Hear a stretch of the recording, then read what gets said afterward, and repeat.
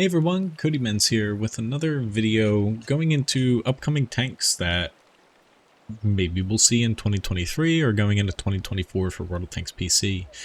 The Tier 9 tank destroyer here, the German KJPZ T3 Jäger, is going to be pretty interesting. I probably botched a little bit of the name there, but whatever.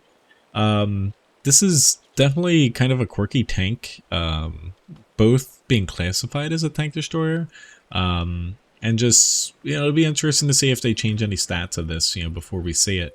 I think currently, so this being classified as a tier 9 premium tank, it's pretty likely that we see this before 2024, whether it's the Waffenträger event or Holiday Ops boxes.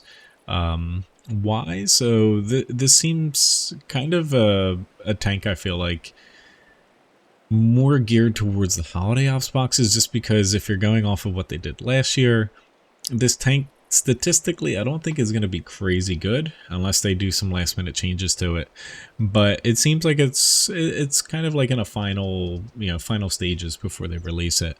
Now, things could change between now and this video, since this video I'm making during the 1.22 common test server. But, in any event, how's this tank going to play out? So currently the description they have in here for this tank is the KJPZ TIII Jäger was an advanced vehicle design introduced by Rheinstahl AG in 1972. So it's a pretty modern tank for the game. Its main features were high top speed, 120mm gun, and a turret stabilized in 3 planes to allow firing on the move. Project was cancelled in the design stages. Shocker. Now, before we get into kind of the comparison here, just comparing it against a couple other tanks, this tank is definitely, I guess, a really medium tank destroyer. It was like it plays more like a medium, I feel like, statistically, than a TD from looks and most of the stats. Crew wise, doesn't really have a good crew setup.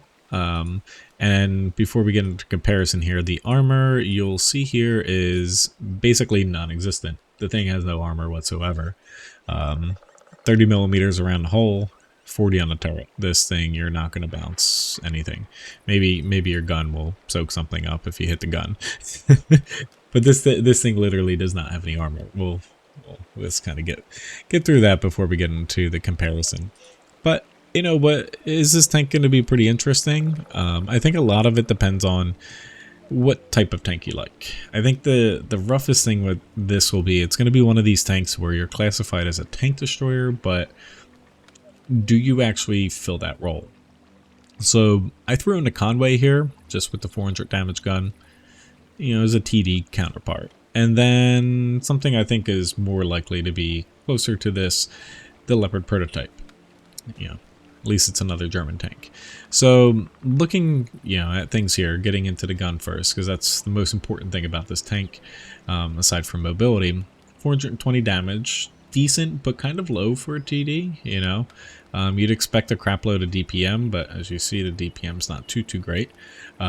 Average pen, a little bit lower than the Leopard prototype, and as far as the premium round goes, like, your shell velocity is great on this, but 326 for the premium round.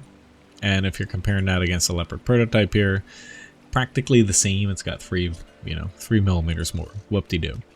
So all of this, the base pen of this isn't awful, but it's also it's not the top of its class, essentially, considering you have a tier 9 medium tank, albeit the Leopard prototype is a very good gun for a medium that beats it out. Now, it does have a limited turret here, so 30 degrees, to either side. So it's not a fully functional turret, which is a little shocking because it looks like it could be a fully functional turret, but it's not. So that's definitely a limiting factor when you're comparing it to something like the Conway or, say a medium tank. Gun depression at 70 degrees is a little bit low too. And when you're factoring in that this thing has literally no armor, that's a little bit hurtful, because this tank, you're going to have to expose your tank, especially with how far your turret sits back on your hull. and you're going to take damage if people see you. Now, the one bright side of this thing is it has practically 0 aiming time, and the dispersion of 0.27 is probably one of the best in the game. Not the best, I believe, but the thing has pinpoint accuracy. Now, the on-the-move stats, so unless they change things, just like looking off to the side here, your on-the-move values, so 0.3, you know, for your tank traverse, and 0.06 for your turret traverse, which is really good for the turret, but really bad for your on-the-move penalty for like speed and your hull. Comparing that to the Leopard prototype, you have less dispersion while traversing your gun, but you have a lot worse dispersion, about 50% higher, while moving or turning your hull. Will that kind of cancel out with the better aiming time and the better dispersion? Potentially, to where it's not, you know, the end of the world, but it's definitely something to note. Now, getting into the DPM again, though, like this thing does have the lowest DPM, practically the same than the Leopard prototype, but compared to something like the Conway and other tank destroyers, you know, you would think this thing being a TD, having, you know, 420 damage, a little bit, you know, good pen, but not the best, and the iffy gun depression, it might have a little bit more damage per minute. But this thing essentially is laser accurate, you know, at least when you're aimed in. But it's definitely going to be an interesting tank with that regard, because for a TD, it's, you know, very different at tier 9 for a single shot TD. Hit points, being a tank destroyer, you know, 1650 is not too bad. You know, it's definitely not beating out some of the heavier TDs, but for a tank destroyer, you know, it's not too bad. 1650 for a light tank destroyer like this. Armor we went over, it's got nothing. Just forget about it. It's practically 0. Now, mobility. You know, this is where, like, reading that description, this tank, it's kind of said it's supposed to be really fast, really mobile, zippy zip. Now, looking at the Conway, which is a pretty mobile, you know, flexible tier 9 TD, not the fastest, you know, but pretty good. It's a little bit faster in a Conway, but specific power, you know, is lacking a little bit. Where you almost wish this thing would be a little faster, you know, but you know, it's one of those things where, depending on like your equipment and your crew and stuff, you definitely can get this up faster. Where given the like insane accuracy you have in this, like you might not have to take certain pieces of equipment, you know, versus, you know, say a Conway. But I was expecting, when I was kind of going through this tank, to think it was a little bit faster, or expect it's a little faster. Now, it does have decent camouflage, you know, compared to these two tanks. Like the Conway is really poor camo, and your stationary camo is better than the Leopard, but on the move is actually pretty bad. You know, TDs have a pretty big penalty there. View range 370, not great. You know, the Conway beats it out, and obviously the Leopard beats it out because it's medium.